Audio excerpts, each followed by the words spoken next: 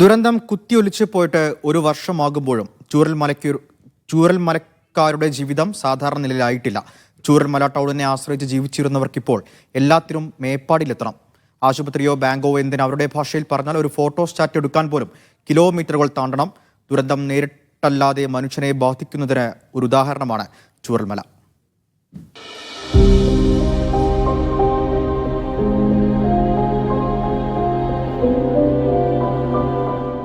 അന്നങ്ങനെ ഉരുൾപൊട്ടി ഒഴുകുന്നതിന് മുൻപ് മുണ്ടക്കയുടെയും പുഞ്ചിരിമട്ടത്തിന്റെയും അട്ടമലയുടെയും പടവെട്ടിക്കുന്നിന്റെയും എല്ലാം കേന്ദ്രമായിരുന്നു ഈ ചൂരൽമല ടൗൺ.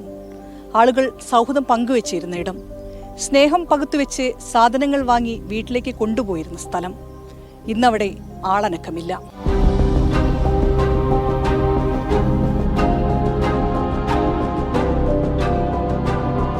ഞങ്ങൾക്കിവിടെ എല്ലാ സുഖ സൗകര്യങ്ങളും ഉണ്ടായിരുന്നു. 2 ബാങ്കുണ്ട്, എല്ലാ തുണിക്കടകളുണ്ട്, എല്ലാം ഉണ്ട്. ഒരു സ്വർണ്ണക്കട മാത്രമേ ഞങ്ങൾക്ക് ഇവിടെ ഇല്ലാത്തുള്ളൂ. എല്ലാം ഉണ്ട്. ഞങ്ങൾ ചൂരൽമല 1ാം ക്ലാസ് തൊട്ട് +1 +2 വരെയുള്ള സ്കൂളുണ്ട്. ഞങ്ങളെല്ലാ പരിപാടികളും അവിടെ തന്നെ നടക്കൽ. എസ്റ്റേറ്റിൻ്റെ പരിപാടികളാണെങ്കിലും ഓണം, പിന്നെ ഓഗസ്റ്റ് 5 മെയ്ദിന പരിപാടിയൊക്കെ ഞങ്ങൾ ആ ഗ്രൗണ്ടിലാണ് നടത്തിയിരുന്നത്. ഇവരുടെ ജീവിതത്തിൽ നിന്ന് ഈ ദൃശ്യങ്ങൾ മാഞ്ഞിട്ട് ഒരു വർഷം.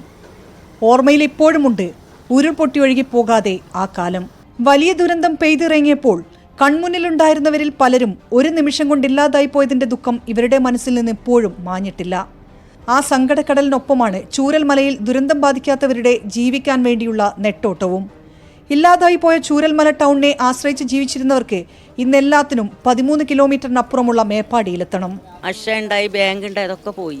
അവിടുന്ന് ചൂരൽമല ടൗൺ മൊത്തം പിന്നെ റെഡിൻ്റെ ഇതിൻ്റെ മത്തായി കമ്മീഷൻ്റെ കല്ലിൻ്റെ ഉള്ളിലായതുകൊണ്ട് അവിടെ പിന്നെ നമുക്ക് ഒരു കാര്യങ്ങളും ഇല്ല. ഒക്കെ നമുക്ക് മേപ്പാടിക്ക് തന്നെ പോകണം. ഒരു ഫോട്ടോസ്റ്റാറ്റ് എടുക്കണമെങ്കിൽ വരെ മേപ്പാടി ആശ്രയിച്ച് പോകണം.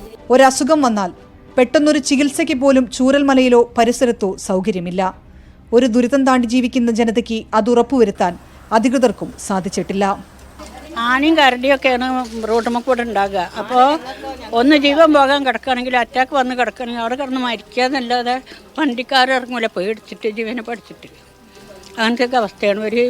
പിന്നെ പാരസെറ്റമോൾ ഗുളിക കിട്ടണമെങ്കിൽ ഞങ്ങൾ ഭയങ്കര വിഷമത്തിലാണ്. അതിനും പോകണം മേപ്പാടിക്ക്. എല്ലാത്തിനും സാക്ഷിയായി മനസ്സു തകർന്ന് ജീവിക്കുന്നവരാണ്. അവരെ ചേർത്ത് നിർത്താനാകാതെ പോയാൽ വലിയ അനീതിയാകുമത്. ജയ്സൽ ബാബു പിലാശ്ശേരിക്കൊപ്പം ഷിത ജഗത്, മീഡിയ 1 വയനാട്.